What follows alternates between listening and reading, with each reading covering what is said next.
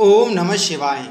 प्रिय भक्तगणों, आज मैं आपको सोमवार की व्रत कथा सुना रहा हूँ।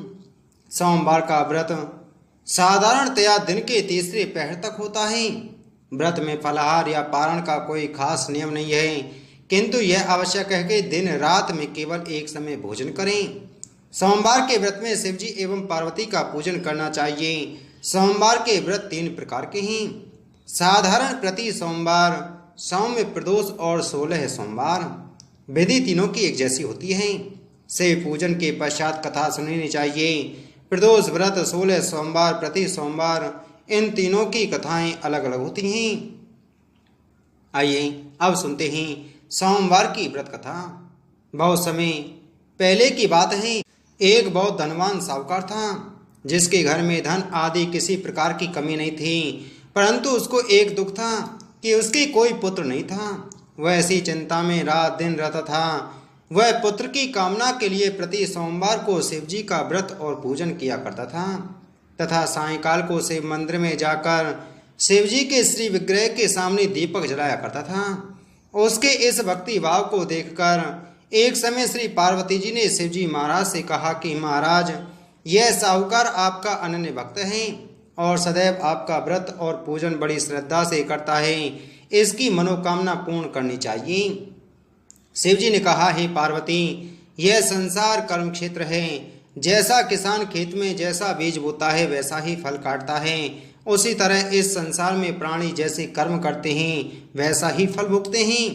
पार्वती जी ने अत्यंत आग्रह से कहा, महाराज, जब यह आपका अनन्य भक्त है और इसको अगर किसी प्रकार का दुख है तो उसको अवश्य दूर करना चाहिए, क्योंकि आप सदैव अपने भक्तों पर दयालु रहते हैं और उनके दुखों को दूर करते हैं।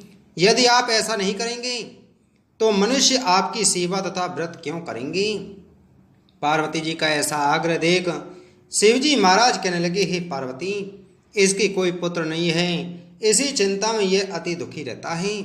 इसके भाग्य में पुत्र न होने पर भी मैं इसको पुत्र की प्राप्ति का वर देता हूँ, परंतु यह पुत्र केवल 12 वर्ष तक जीवित रहेगा। इसके पश्चात वह मृत्यु को प्राप्त हो जाएगा। इससे अधिक मैं और कुछ इसके लिए नहीं कर सकता। यह सब बातें साहूकार सुन रहा था। इससे उसको ना तो कुछ प्रसन्नता हुई और ना ही कुछ दुख हुआ। वह पहले जैसा ही शिवजी महाराज का व्रत और पूजन करता रहा। कुछ काल व्यतीत हो जाने पर साहूकार की स्त्री गर्भवती हुई और 10वें महीने उसके गर्भ से अति सुंदर पुत्र की प्राप्ति हुई। साहूकार के घर में बहुत खुशी मनाई गई, परंतु साहूकार ने उसकी केवल 12 वर्ष की आयु जान कोई अधिक प्रसन्नता प्रकट नहीं की और ना ही किसी को यह वेद ही बताया। जब वह बालक 11 वर्ष का हो गया तो उस बालक की माता ने उसके पिता से विवाह आदि के लिए कहा, तो वह साहूकार कहने लगा कि अभी मैं इसका विवाह नहीं करूंगा, अपने पुत्र को काशी जी पढ़ने के लिए भेजूंगा। फिर साहूकार ने अपने साले अर्थात बालक के मामा को बुलाकर उसको बहुत सा धन देकर कहा, तुम इस बालक को काशी जी पढ़ने के लिए ले जाओ और रास्ते में जिस स्थान पर भी जाओ यज्ञ करते और ब्राह्मणों को भोजन कराते जाना। वह दोनों मामा भांजे यज्ञ करते और ब्राह्मणों को भोजन कराते जा रहे थे। रास्ते में एक शहर पड़ा। उस शहर में राजा की कन्या का विवाह था और दूसरे राजा का लड़का जो विवाह कराने के लिए बारात लेकर आया था वह एक आंख से काना था। उसके पिता को इस बात की बड़ी चिंता थी कि कहीं वर को देख कन्या के माता पिता विवाह में किसी प्रकार की अड़चन पैदा ना कर दें। इस कारण जब उसने अति सुंदर सेठ के लड़के को देखा तो उसके मन में विचार आया कि क्यों ना दरवाजे के समय इस लड़के से वर का काम चलाया जाए। ऐसा विचार कर वर के पिता ने उस लड़के और मामा से बात की तो वे राजी हो गए। फिर उस लड़के को वर के कपड़े पहना तथा घोड़ी पर चढ़ा दरवाजे पर ले गए और सब कार्य प्रसन्नता से पूर्ण हो गया। फिर वर के पिता ने सोचा कि यदि विवाह कार्य भी इसी लड़के से करा लिया जाए तो क्या बुराई है। ऐसा विचार कर लड़के और उसके मामा से कहा, यदि आप फेरों का और कन्यादान के काम को भी करा दें तो आपकी बड़ी कृपा होगी। मैं इसके बदले में आपको बहुत कुछ धन दूंगा। तो उन्होंने स्वीकार कर लिया। विवाह कार्य भी बहुत अच्छी तरह से संपन्न हो गया।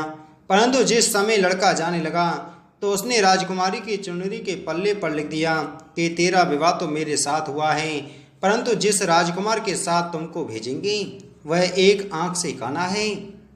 मैं काशी जी पढ़ने ले जा रहा हूँ। लड़के के जाने के पश्चात राजकुमारी ने जब अपनी चुनरी पर ऐसा लिखा हुआ पाया तो उसने राजकुमार के साथ जाने से मना कर दिया और कहा कि यह मेरा पति नहीं है, मेरा विवाह इसके साथ नहीं हुआ है, वह तो काशी जी पढ़ने गया है। राजकुमारी के माता पिता ने अपनी कन्या को विदा नहीं किया और बारात वापस चली गई। उधर सेठ का लड़का और उसका मामा काशी जी पहुँच गए। वहाँ जाकर उन्होंने यज्ञ करना और लड़के ने पढ़ना शुरू कर दिया। जब लड़के की आयु 12 साल की हो गई तब उस दिन उन्होंने यज्ञ रच रखा था कि लड़के ने अपने मामा से कहा कि मामा जी आज मेरी तबीयत कुछ ठीक नहीं है। मामा ने कहा अंदर जाकर सो जाओ। लड़का अंदर जाकर सो गया और थोड़ी देर में उसके प्राण निकल गए। जब उसकी मामा ने आकर देखा तो वह मुर्दा पड़ा था तो उसको बड़ा दुख हुआ और उसने सोचा कि अगर मैं अभी रोना पीटना मचा दूंगा तो यज्ञ का कार्य अधूरा रह जाएगा। अतः उसने जल्दी से यज्ञ का कार्य समाप्त कर ब्राह्मणों के जाने के बाद रोना पीटना आरंभ कर दिया। संयोगवश उसी समय से पार्वती जी उधर से निकल रही थी। जब उन्होंने जोर जोर से रोने की आवाज़ सुनी तो पार्वती जी कहने लगी महाराज कोई दुखी रो रहा है, इसके कष्ट दूर कीजिए। जब से पार्वती ने पास जाकर देखा तो वहाँ एक लड़का मुर्दा पड़ा था। पार्वती जी कहने लगी महाराज यह तो उसी सेठ का लड़का है जो आपके वरदान से हुआ था। शिव जी कहने लगे हे पार्वती इसकी आयु इतनी ही थी सो यह भोग चुका है। तब पार्वती जी ने कहा हे महाराज इस बालक को और आयु दो नहीं तो इसके माता पिता तड़प तड़प कर मर जाएंगे। पार्वती जी के बार बार आग्रह करने पर शिवजी ने उसको जीवन वरदान दिया और शिवजी महाराज की कृपा से लड़का जीवित हो गया। शिव पार्वती कैलाश को चले गए। वह लड़का और मामा उसी प्रकार यज्ञ करते तथा ब्राह्मणों को भोजन कराते अपने घर की ओर चल पड़े। रास्ते में उसी शहर में आए जहां उसका विवाह हुआ था। वहां पर आकर उन्होंने यज्ञ आरंभ कर दिया तो उस लड़के के ससुर ने उसको पहचान लिया और अपने महल में ले जाकर उसकी बड़ी खातिर की। साथ ही बहुत से दास दासियों सहित आदर पूर्वक लड़की और जमाई को विदा किया। जब वे अपने नगर के निकट आ गए तो मामा ने कहा मैं पहले घर जाकर खबर कराता हूँ। जब उस लड़के का मामा घर पहुँचा तो लड़के के माता पिता घर की छत पर बैठे थे और यह प्रण कर रखा था कि यदि हमारा पुत्र सकुशल लौट आया तो हम राजी खुशी नीचे आ जाएंगे, नहीं तो छत से गिरकर अपने प्राण दे देंगे। इतने में उस लड़के के मामा ने आकर यह समाचार दिया कि आपका पुत्र आ गया है तो उनको विश्वास नहीं आया। उसके मामा ने शपथ पूर्वक कहा कि आपका पुत्र अपनी स्त्री के साथ बहुत सारा धन लेकर आया है। तो सेठ ने आनंद के साथ उसका स्वागत किया और बड़ी प्रसन्नता के साथ रहने लगे।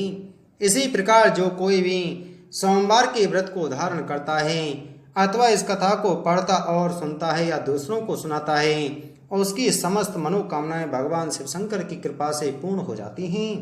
बोलो शिव शंकर भगवान की जय।